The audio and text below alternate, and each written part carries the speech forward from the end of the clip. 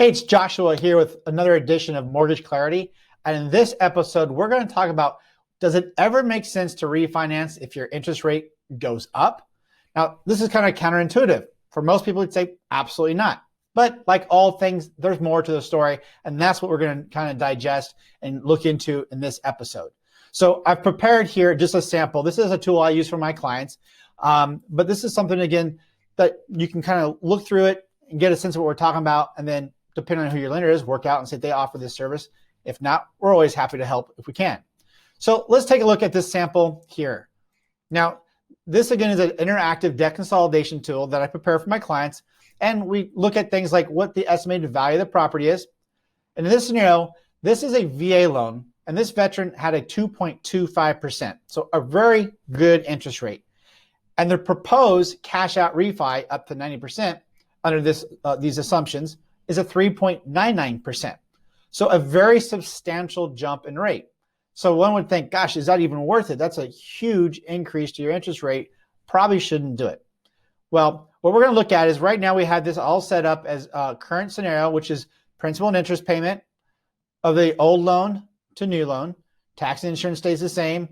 He's got installment debt, revolving debt, all being paid off by the cash out refi, which means the overall cash situation of the household is about $1,070 better.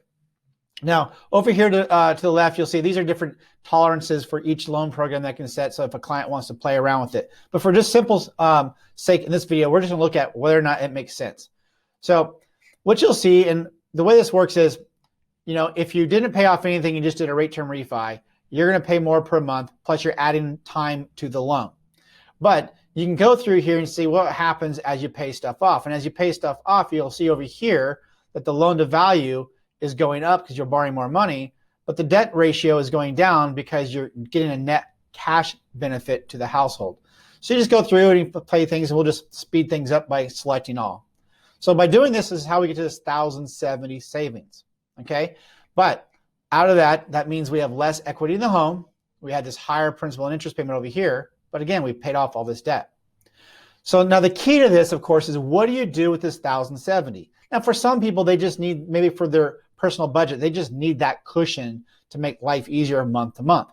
But for an apples to apples comparison, we would want to say, well, what happens if I take this savings and put all that money towards the principal reduction of my new loan? That would mean my house monthly expenses stay the same, which gives me the apples to apples comparisons of do something or do nothing. And as you can see down here, by taking that additional principal and plowing it back into the payment, keeping everything the same, you actually pay off this new 30-year loan in only 13 years, 11 months, saving almost 15 years off the term. Now the current loan pays had 29 years left in it, so we're actually adding a year to begin with. But the big takeaway here is you can see that from a month-to-month cash flow, $1,000 benefit. Reinvest that back into your mortgage, speeding off how fast you pay it, which means the faster you pay it off, the less interest you're paying on that loan, saving about $183,000 over that time frame.